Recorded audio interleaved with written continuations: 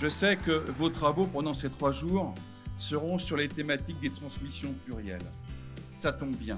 Dans un monde qui doit s'émanciper des rapports de domination, soit nous laissons le marché régir nos assiettes, nos écoles, notre santé et même nos libertés de penser, ou alors, comme le dit Stéphane Hessel, indignez-vous. Car ce que vous cherchez à construire ici, et vous le revendiquez dans votre présentation de l'événement, c'est de transmettre nos valeurs républicaines. On appuie ici sur les savoir-faire de l'éducation populaire. C'est un privilège en tant que conseillère départementale du canton de Lamballe de pouvoir être auprès de vous et d'entendre vos réflexions que vous avez aussi à l'échelon national. Cher MJC de France, c'est le moment parfait pour venir chez nous en Côte d'Armor. Alors, ta crise d'ado, on l'attend de pied ferme. Elle ne nous fait pas peur parce qu'on sera là à chaque étape pour t'aider à devenir libre, responsable et plein d'audace, en un mot, émancipé.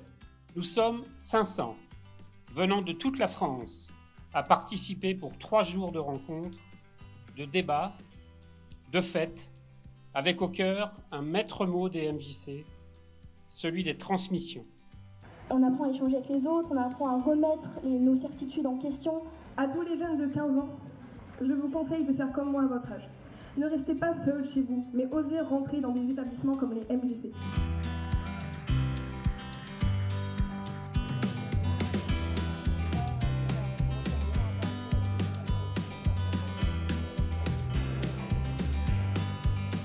Ce sont les MJC qui se sont retrouvés, donc c'est très intéressant qu'on discute, qu'on échange entre nous et essayer de transmettre. Tout ce qui est la transmission, comme ça on parle avec les gens, on fait plein de choses et au moins on se donne tous des idées. Apprendre des choses aussi, connaître du monde, partager mes connaissances aussi. Très heureux d'être ici à cette convention et j'espère qu'effectivement ça se traduira par des objectifs concrets qui seront portés par l'ensemble des 1000 MJC de France du réseau.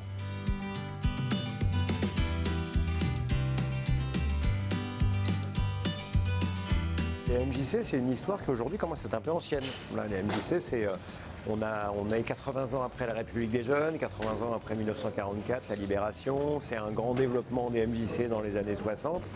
Mais c'est un projet qui continue à se développer, qui continue à créer, qui continue à mobiliser des jeunes, des moins jeunes, des bénévoles et des professionnels. Et qu'est-ce que peut-être les plus anciens ont envie aussi de passer, de transmettre, de ceux qui sont porteurs d'une histoire, d'un engagement depuis assez longtemps dans les MJC et veulent partager avec les plus jeunes. Et donc on s'est dit que la transmission dans cette époque, c'était quand même un bon moyen de réunir les associations MJC pour cette première convention nationale finalement de MJC de France dans sa forme actuelle. Voilà.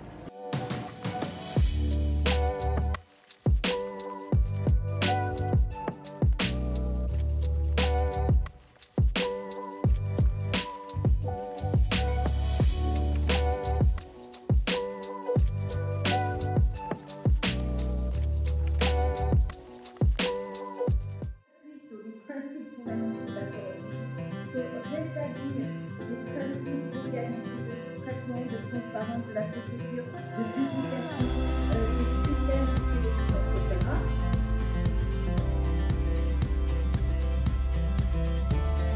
Moi, je fais partie des moins de 18 ans et ils pensent tout de suite que les jeunes ils font rien pour l'écologie alors que c'est pas vrai. Tous les jours, moi je travaille à vélo. Avec le service jeunesse, on est allé faire 3 jours à un événement à ramasser que des déchets et en fait on devrait réparer l'erreur des anciens alors que c'est pas notre faute. C'est vrai que le discours peut être contradictoire entre d'une part le fait pour les anciens de dire les jeunes ne sont pas là et les jeunes qui disent mais les anciens ne nous laissent pas la place. Donc c'est justement tout l'objet et l'intérêt d'animer des ateliers ayant pour objet la transmission. L'engagement des jeunes n'est pas du tout remis en question, bien évidemment, mais c'est un engagement sous une autre forme. Ils s'engagent dans l'action sur des missions courtes et par contre, on manque d'un engagement des militants au niveau de la gouvernance des associations, les postes de président, de trésorier et d'administrateur. Mais la transmission, ça ne fait pas que dans ce sens-là entre générations, c'est aussi des plus jeunes qui ont envie aussi sans doute de partager, de transmettre, d'interpeller aussi. C'est ça qu'on a entendu aussi lors de notre ouverture de la Convention nationale. en mission de volontariat. Je suis venue en France pour acquérir de nouvelles compétences. Et quand j'ai vu que le thème, c'est la transmission, c'est mon point phare. Je suis venue pour acquérir. Et au retour dans mon pays, je vais transmettre ce que j'ai appris ici. On peut apprendre de tout le monde, même pour des tables rondes qu'on veut institutionnelles, de donner la place aux jeunes. On est quand même au sein des MJC, et il faut réussir à dialoguer et à sortir de ce clivage générationnel.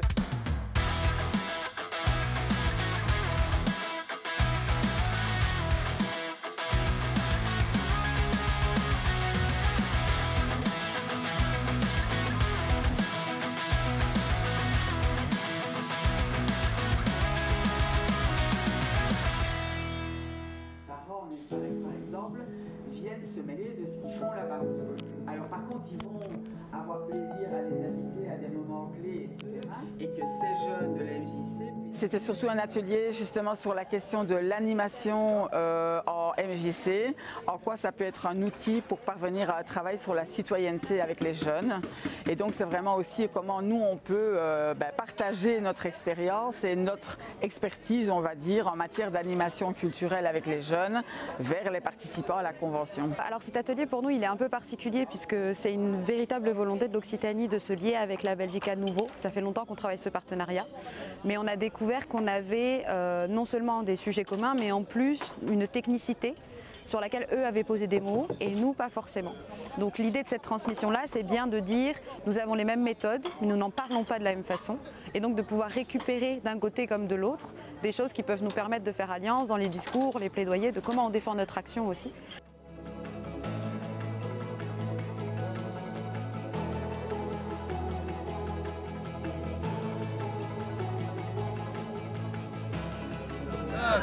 3, 2, 1...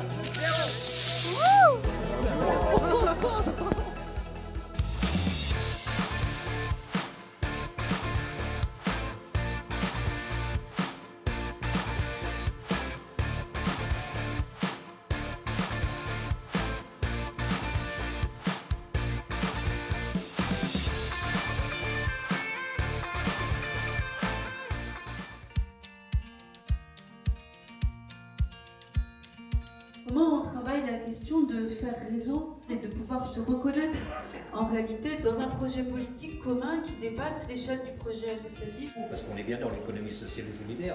Eux, ce qu'ils vendent, c'est du produit. Les municipalités, en gros, c'est ce qu'elles demandent. Et puis, dès l'instant que ça fonctionne, il n'y a pas de vague, tant mieux. L'objectif, c'était en quoi l'évaluation favorise la mise en œuvre du projet des MJC, d'un projet politique des MJC. Et ce qu'il en est ressorti, effectivement, c'est qu'il y avait une grande disparité d'appréciation entre l'évaluation qu'attendent les financeurs et l'évaluation que les MJC souhaitent porter. Alors, la transmission dans ce débat, ça pourrait être effectivement comment transmettre à nos élus le fait qu'ils reconnaissent ce qu'on fait en dehors des critères et des indicateurs purement financiers. Leur transmettre une façon d'appréhender notre travail et d'évaluer l'utilité sociale de ce que nous mettons en œuvre.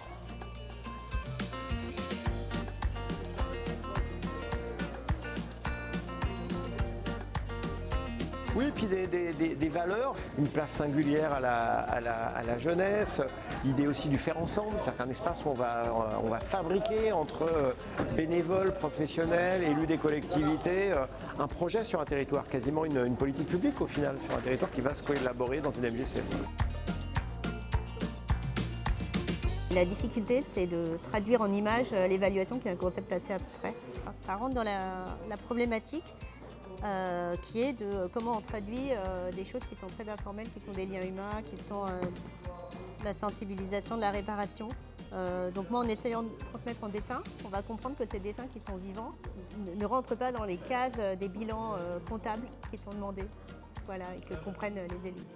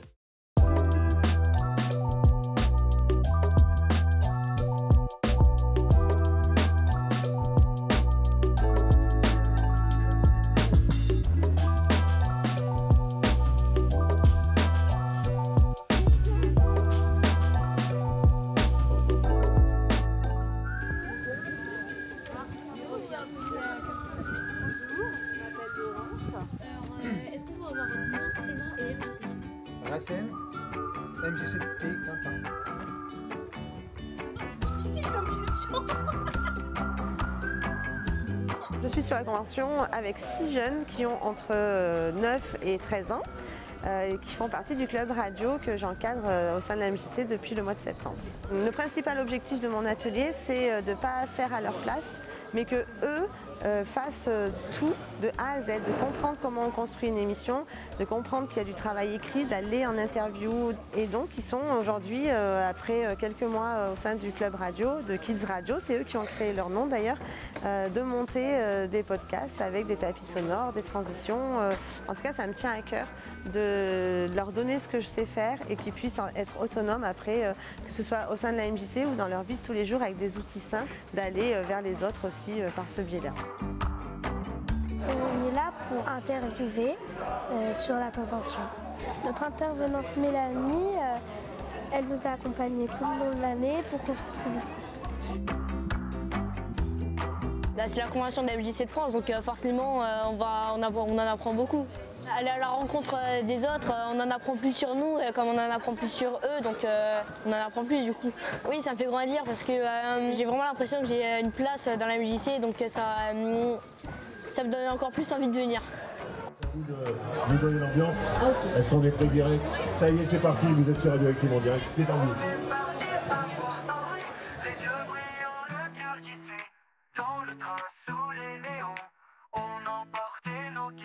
Une nuit posée à part Dieu, des valises et des rêves précieux. Premier son dans notre micro, déjà l'écho d'un monde nouveau.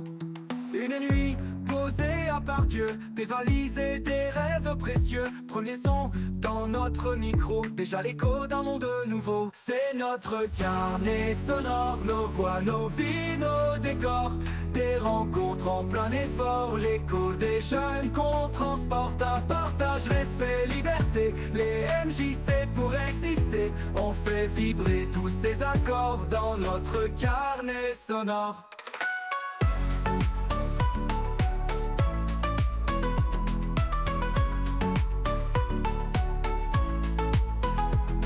De nuit dans un lycée breton à Saint-Brieuc.